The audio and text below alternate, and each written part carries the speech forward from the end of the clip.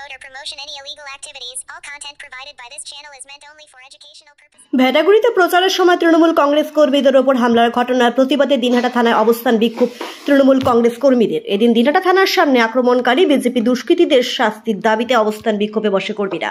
এদিন তৃণমূল কোচবিহার জেলা সম্পাদক তথা মন্ত্রী উদয়ন গুহর ছেলে সায়ন্তন গুহ পুলিশের বিরুদ্ধে একরাশ তোপ দেখে অভিযোগ করেন, পুলিশের সামনেই আজকে আমাদের কর্মীদের ওপর হামলা চালিয়েছে বিজেপি। তিনি আরো জানান, পুলিশ নির্বাচন কমিশনের আন্ডারে যাওয়ার পর থেকে তারা বিজেপির হয়ে কাজ করছে।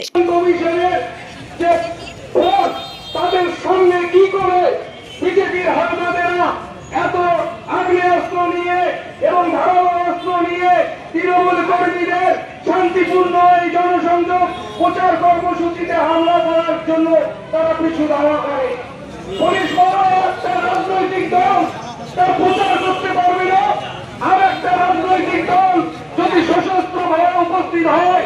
আজকে আমাদের লাস্ট প্রচার ছিল টিএমসি। আমরা প্রচার করতে গিয়েছিলাম ভেটাগুড়ি রুয়েরকুটি। তারপর ওখানে প্রচার করতে গিয়ে বিজেপিরা মানে কিছু দুষ্কৃতী বিজেপি মানে বিজেপি পার্লামেন্টের লোকজন মানে ওদের জামা পরে ওরা বাইক নিয়ে না করে 400 জনের মতো এরকম বাইক নিয়ে ওরা আমাদেরকে মিছিল করতে দিচ্ছে না, মানে প্রচার করতে দিচ্ছে না। তারপর আমরা কী করলাম, আমরা গাড়িতে উঠলাম, সবাই গাড়িতে উঠে আসতেছিলাম। ওরা পিছন থেকে আসতেছিল, পাথর দিয়ে ঢেল মারছিল।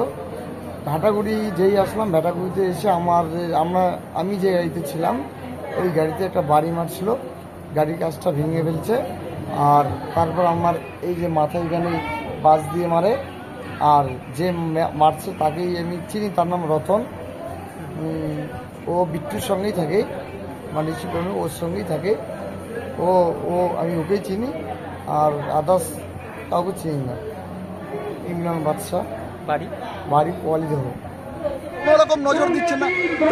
আমাদের কিছু করার নেই, স্বভাবতই আমাদের এভাবে রাস্তায় বসতে হয়েছে, আমাদের থানার সামনে বসতে হয়েছে।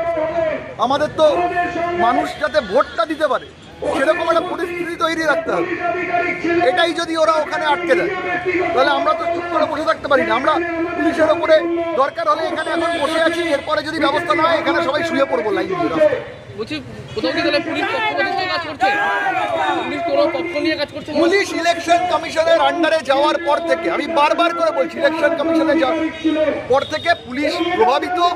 পুলিশ একদম ইলেকশন কমিশনের আন্ডারে চলে যাওয়ার পরে বিজেপির কল্পিবাহকে পরিণত হয়েছে। শান্ত ভেটাগুড়িকে বারবার উত্তপ্ত করতে যায় বাইরের কিছু দুষ্কৃতিকারী। আমি শুনলাম যে সেখানে ওই এলাকার মহিলাদের তারা অশ্লীল ভাষায় কথা বলছিল, ভোট না দিলে মেরে ফেলবে, সাদা কাপড় পরতে হবে, এসব ভাষায় তারা কথা বলছিল। এবং এই যেই ছেলেটা গেছে, 2 মাস 3 মাস পর পর দল বদল করে, তো মানুষ একে বিশ্বাস করে না। এইসব লোক যেখানে যাবে সাধারণ মানুষ তো তারা করবেই। সাধারণ মানুষ আজকে সেখানে ওখানে একটা জনরোষ তৈরি হয়েছে।